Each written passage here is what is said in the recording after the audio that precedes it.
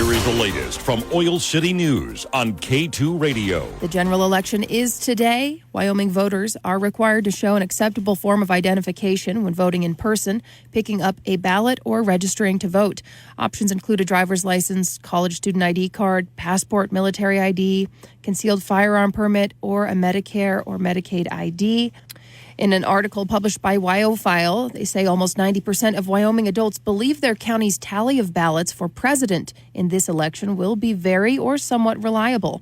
A randomized survey of 739 residents 18 years and up indicates that 89% of the population has that level of confidence in their own county's presidential election count. That's according to the Wyoming Election Year Survey. That was published on Friday by the Wyoming Survey and Analysis Center at the University of Wyoming. The margin of error is about 3.6 percentage points. However, only about 58% of Wyoming adults believe the national results of the contest will be very or somewhat reliable.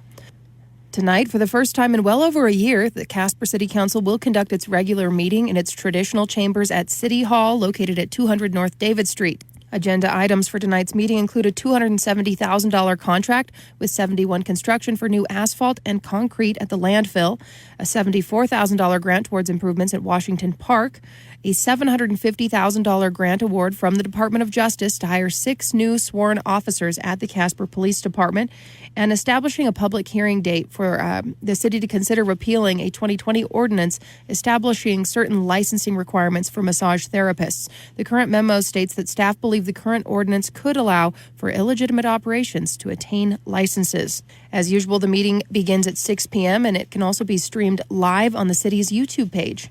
Next, I do have a public service announcement. The National Historic Trails Interpretive Center will temporarily close to the public starting December 16th for maintenance. The facility is expected to reopen in March of 2025. Closure, however, will not affect Holiday on the Homestead.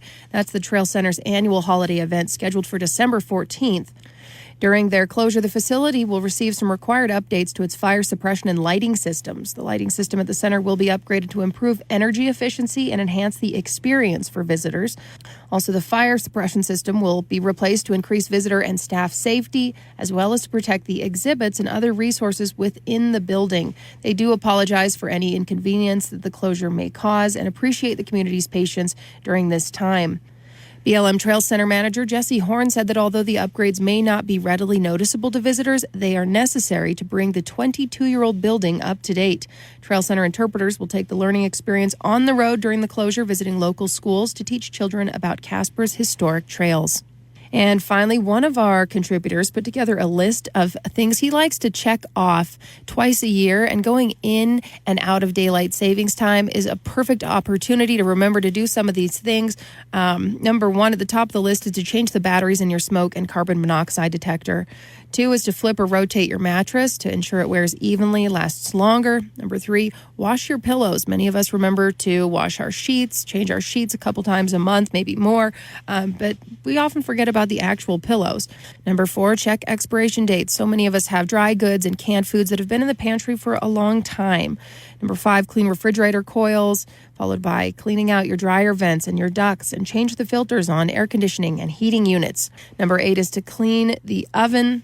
Last on the list is to check your emergency kits. Make sure that you have supplies in your home and vehicle, including batteries, food, water, medicine, anything else you might need in case of an emergency.